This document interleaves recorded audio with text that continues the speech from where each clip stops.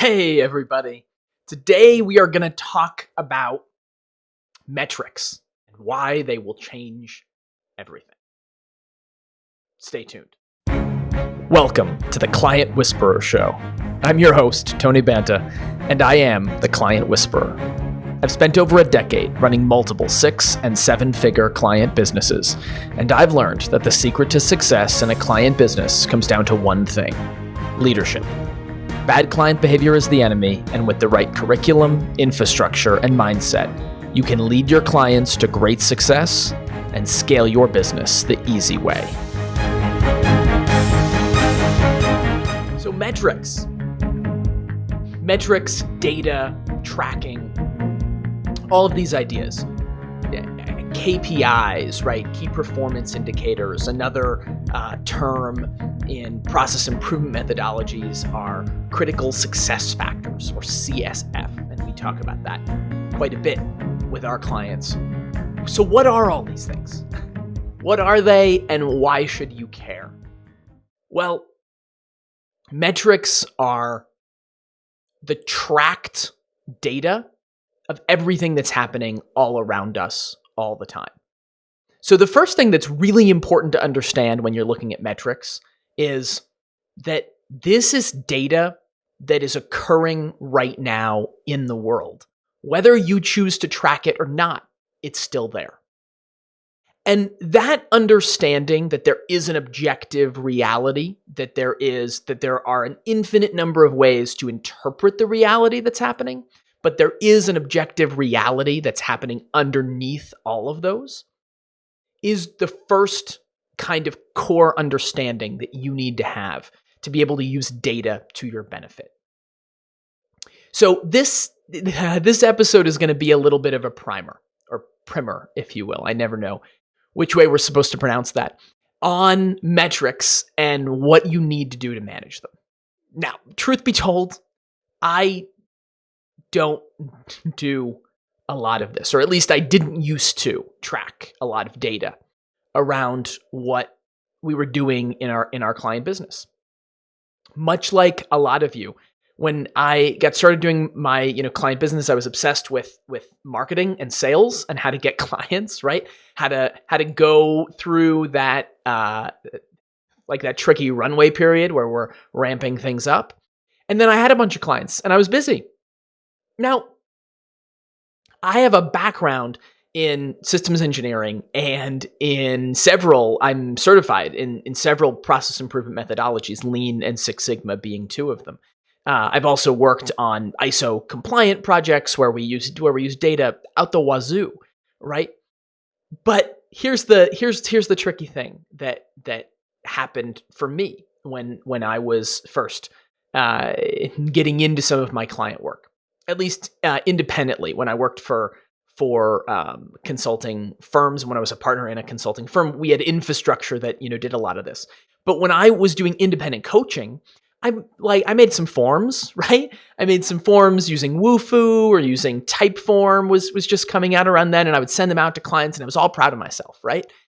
And then no one would fill them out, or one person would fill them out, and they said, "Oh yeah, this was great. It was a great work session. It was fantastic. 5 stars, highly recommended." And then, but that was the outlier, and very few other people would fill them out. So here's why I'm sharing this. Does that sound familiar? Have you done something like that, or have you not even tried? Have you assumed that that's what people would do, so you just haven't even tried that yet? It's okay. I understand. Not judging, because that was exactly where we were. And so, pretty soon I stopped. I tried that a few times. And then I was like, there's no useful data. There's no useful information that's coming out of this. This is pointless, right? And that's all true. That was all a reasonable assumption for me to make. That was a reasonable decision for me to make. I say that because you might be in that exact same spot, and you may have made that same decision. And I want you to know it's really okay. But here's what you miss in that. And I'll talk a little bit about some tricky ways that we can get our clients to fill out forms and give us data. The piece that misses is The piece that we miss when we don't track that data is we don't know what's going on in our business beyond what we see. And that makes it impossible to scale. Because the second that we scale our clients beyond what we can individually touch in terms of, one-on-one sessions, in terms of working with them directly, in terms of us being able to remember what's going on with each of our clients, the second that we scale beyond that, we're dead. We're dead in the water. And that's a really dangerous place to live. Because when that happens, you get in, and any of you listening who have high six, maybe even low six, depending on the business that you have, but high six and definitely seven-figure businesses, you're either living in this place now or you've lived in this place and you fixed some of these things. And not having that data, what that robs us of is it robs us of the ability to have a mental model of where our clients are without us having to be in touch with them. So that creates this cycle, this never-ending, escalator or merry-go-round, however you want to think about it. This, merry-go-round of doom, where we keep getting drugged back into the client business because we can't proactively manage by the metrics. We can't proactively manage by the numbers. So things seem like they're fine. Everything's stable, right? This is the entrepreneur's dream. I'm off working on the next visionary project, right? And then I get yanked back into the business because I don't have any data or metrics to be able to manage. And when you're dealing with clients, your client's emergency is your emergency. So this merry-go-round of doom, it's no good. What we instead want to be able to do, and no doubt any of you that have successful seven-figure businesses or more, and to some extent lower, where you've implemented these kinds of things, you know exactly what I'm talking about and what this does inside of your business. Because as soon as you can have metrics in place and you can manage by those metrics, you have a feedback loop. You have a feedback loop where you try something, and then it works or it doesn't work. And then you have more information, you have education to make a better decision next time. Feedback loops are the cornerstone to systems. I would go so far as to say, if you don't have a feedback loop, you actually don't have a system. You might have automations, but you don't have a system. Because systems, and especially the best systems, need to be self-healing. They need to be self-educating, self-growing. The system needs to feed itself.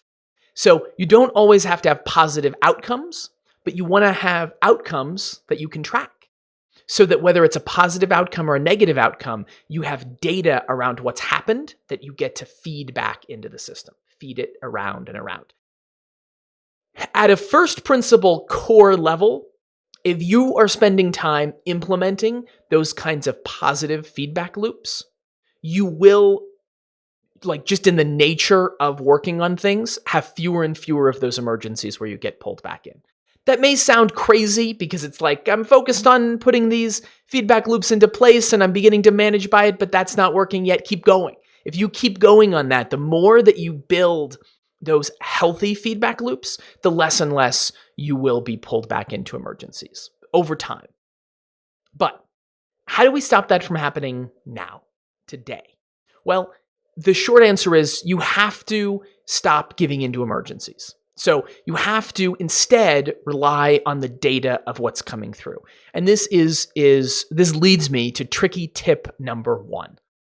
The very best way that you can track some data around what's going on with clients is ask for information where on the usually the front end, as a gateway, as a toll gate that they have to walk through. Ask them that information before they get on a call with you. Asking them for a little bit of information. Don't make it hard, 30 seconds or less. If it's more than that, then you really are going to push people away, and that could be a bad thing. And if you're stumped on how to do that, then we probably have to, then you probably need some help. We probably need to talk about that. And I'm going to mention this a little bit later, but we actually have our audit is actually coming up on open enrollment. Usually we have a wait list. And we bring people on as we can in the period of time where we're on a wait list, but we're about to to launch an open enrollment season where we don't have infinite capacity, but we have a capacity for a good 10, 15 new audit clients that are going to be coming through. So if you'd like to be one of those, then you can find out some more information at clientsuccesscall.com. You can send us in an application and book a time for us to chat. Anyway, I'll share just a little bit more at the end about what we do in these audits, because we absolutely dig into metrics as well as some other subjective factors. But if you're having trouble coming up with the questions for clients to answer in less than 30 seconds, then you need to get simpler. You need to simplify down. What are the lead or the lag indicators around your client's success? And actually, in the next episode, we'll be launching on Tuesday morning. On the next episode, we're going to dive into just a little bit more of that, actually, and into the 5 critical metrics, the 5 critical success factors that you want to be tracking in your client business. But you want to minimize the amount of time that you're asking a client to fill out. But that's a great way before they get on a call with you, when they're registering to sign up for a call with you. Great way to gather some information. When they're coming on a group call, put the link behind the form so that they get the link to sign up for the group call behind a form where you can gather just a little bit of information. Why are you making your clients do this? Well, because you want a feedback loop so you can make what you're doing for your clients better. This is in service of your clients. It is absolutely in service of you and of the business, because you have data so that you can make actionable decisions, but it's also in service of your client because it gives you the tools to be able to make what you're doing better, more efficient, more impactful, more effective. So that's one way that's one sneaky way, tricky way that you can track data around how things are going for your clients. But here's what that provides. It provides the feedback loop. Now, these concepts are misused all the time. Positive feedback loop and negative feedback loop. I've, in fact, misused them in the past. But here's what they mean. A positive feedback loop is a feedback loop where the way in which it is arranged and the data that you are collecting allows you to make things better. The very nature of the feedback actually improves, and this is more nuanced, but it can actually make it worse too. But the point of a positive feedback loop is that it pushes things in one direction or another. An example of a positive feedback loop is a positive example of a positive feedback loop is the population rate. So the more population there is, the more people are, generally speaking, there are some nuances, but for the rest of human, for all of human history leading to today, the more population that there is, the more the population is increasing because there are more people. More people means more people procreating. More people procreating means more babies, means more people, right? So that's a positive feedback loop. Another example of a negative outcome, but positive feedback loop is drug addiction. So people who have a drug problem, a substance problem, drugs, alcohol, things like that, the more that they consume, the more that they need. That's an example of a positive feedback loop because the more that you are actually consuming, the more that your body needs. It develops a dependence, and so it needs that even more. Here's why this is important. Positive versus negative feedback loops is that you want to be creating positive feedback loops, but with intention. Because you can create a positive feedback loop in your business that can lead to negative outcomes, right? You can create a feedback loop where I've seen people do this where they ask their clients for more information in the name of collecting data, but the very act of asking for more information actually affects the clients psychologically, makes the clients depressed, they get down on they have negative mindsets, and then it actually makes their success get worse. So the more that they're asking the question of, hey, how's your success going? The harder it is for the client to achieve success. Negative feedback loop. Positive feedback loop, negative outcome. Different from that, a negative feedback loop is where in which the change in a variable offers the opposite change in a secondary variable or in the outcome. So this is a feedback loop of the temperature of water, for instance. If we take, I just had this as a bottle of fizzy water that I happen to very much like. And we have a refrigerator in the office around the corner. And when I pull this out of the refrigerator, it's cold. If I were to add some hot water or a hot liquid to it, or even if I just leave it out in the room, it will eventually calibrate. It will eventually reach equilibrium or homeostasis, a state where it will eventually become the same temperature as the space around it.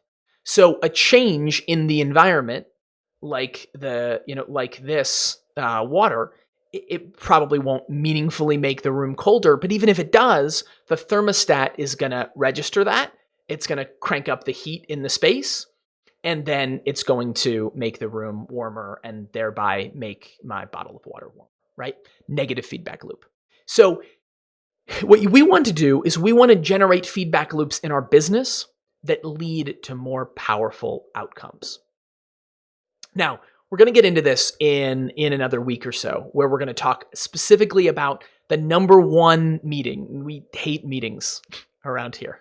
The Venture Greatly team fights really hard to eliminate as many meetings as is possible within our team. We need to have some of them, but we eliminate as many as possible. But there is one critical meeting that we recommend all of our clients have, and we're going to share some of this with you. We'll even give you some tools around it so that you can manage your client's outcome, and that will actually create both a positive feedback loop for your client's success and a negative feedback loop around those emergencies. Because what do we want with emergencies? We want negative feedback loops to cancel them out. What do we want for client success, for client retention, for profit? We want there to be positive feedback loops so that they keep feeding themselves and getting better and better and bigger and bigger. So it's important that we create these within our business with intention. And here's the only way that we can do that is, you guessed it, with metrics.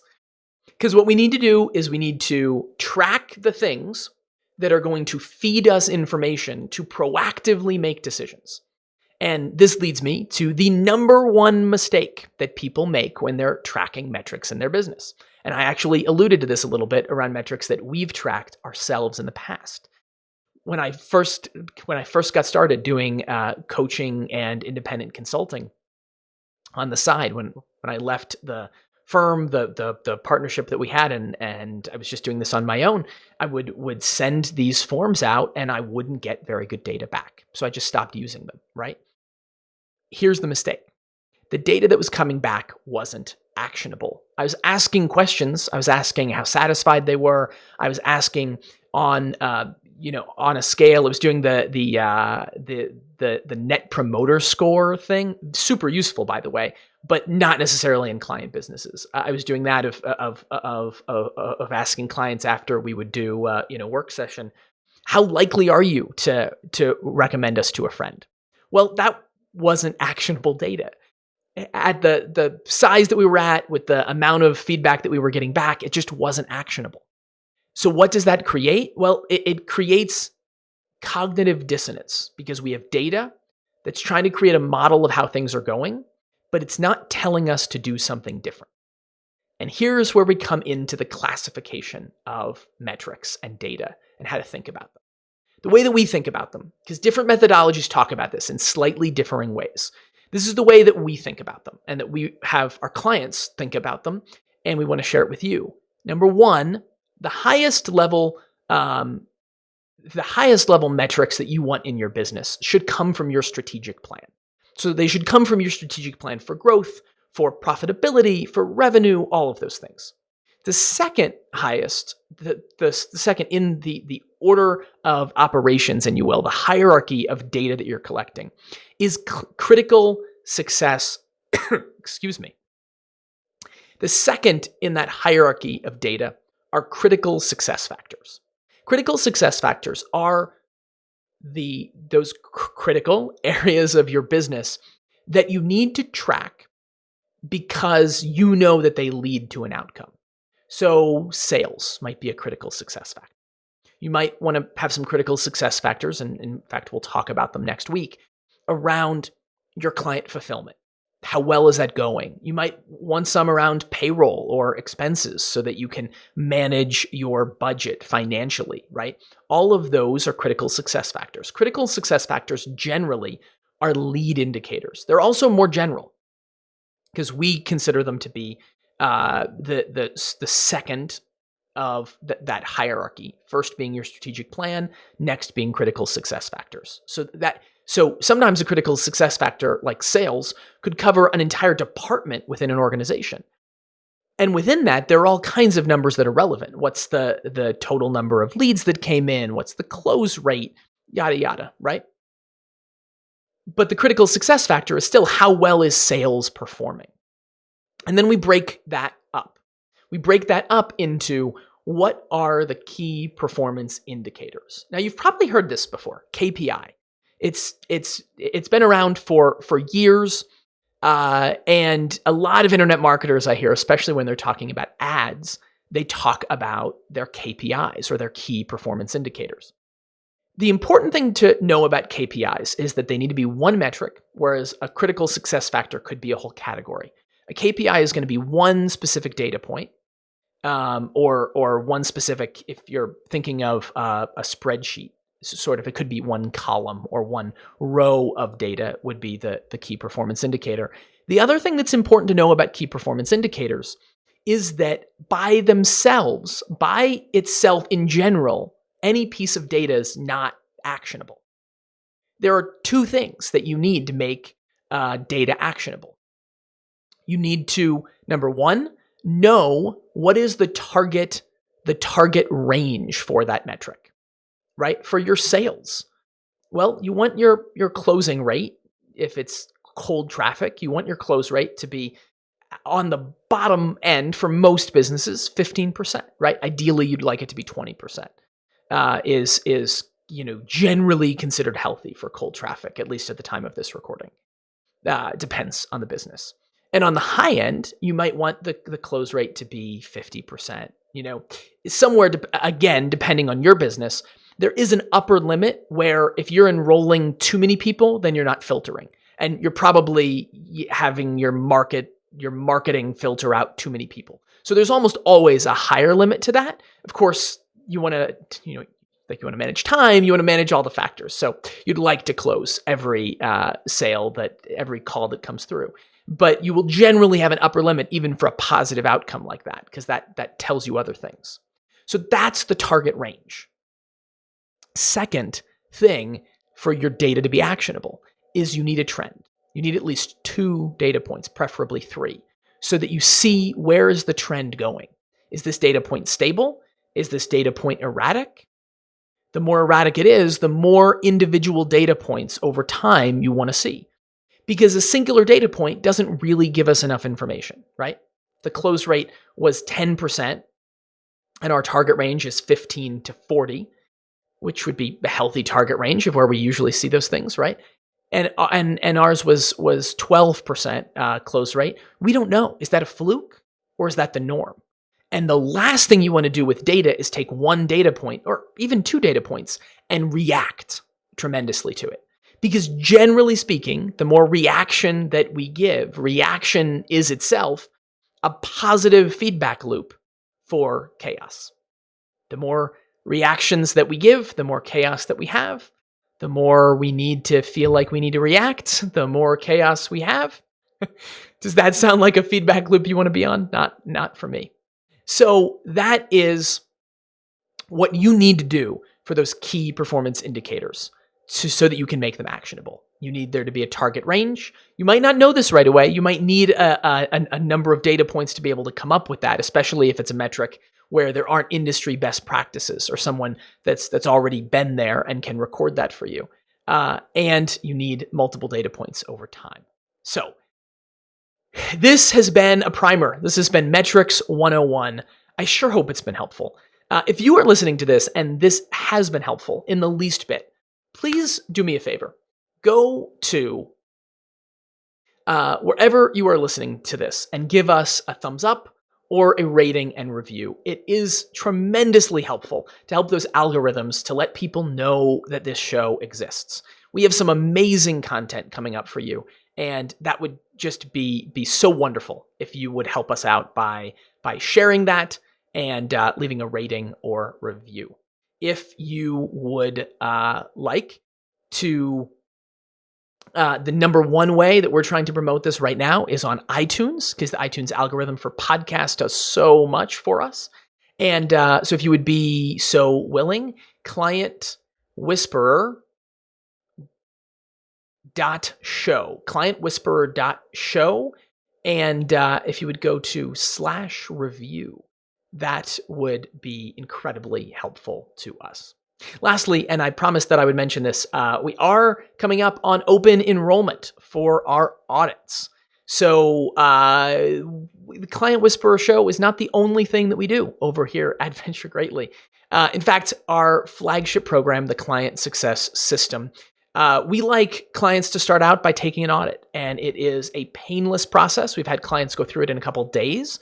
Sometimes it takes a couple weeks, depending on scheduling, things like that, so that we can meet with your team. And the bigger a team you have, the more data generally we need to get from various team members. So we have designed this audit process to be able to capture both some objective data around what's going on in your client business, as well as we actually get together and walk through your client's journey so that we can capture some of the subjective factors that only myself and our team are trained to be able to see. So if that is something that you would like us to do for you, you can anytime, you can join the waitlist at clientsuccesscall.com. That link is in the show notes. Or you can join open enrollment until our slots run out. And we have an open enrollment running right now. So if that is something that you've been thinking about or that is appealing for you and your business, let us know. You have our money back guarantee, by the way. If we go through the audit and we do not find an equivalent amount of value for you to increase in your client business is what you paid for the audit, we give you your money back, no questions asked. So that is something that we're trying for this enrollment period. Terms and conditions may change over time, especially if you're listening to a replay. But we have that guarantee because we are so confident that we can find that value in your business. Actually, we almost never don't find 10 to 40% of top line revenue of a business in low-hanging fruit that we can help them take advantage of. So we want to be able to do that for you in our audit, if that is something that sounds appealing. If you feel bogged down with client fulfillment, if you're wondering what you can do to scale, what's coming up ahead in those next milestones as you scale, or if you know that your profit and client retention could be better, then it is a really good idea to at least apply for a call and chat with us. We'll let you know our honest feedback. So thank you so much for tuning in to the Client Whisperer Show. You can get the show notes, as always, at clientwhisperer.show/2, because this is episode 2. And start to track some of those metrics in your business, will you? Talk soon.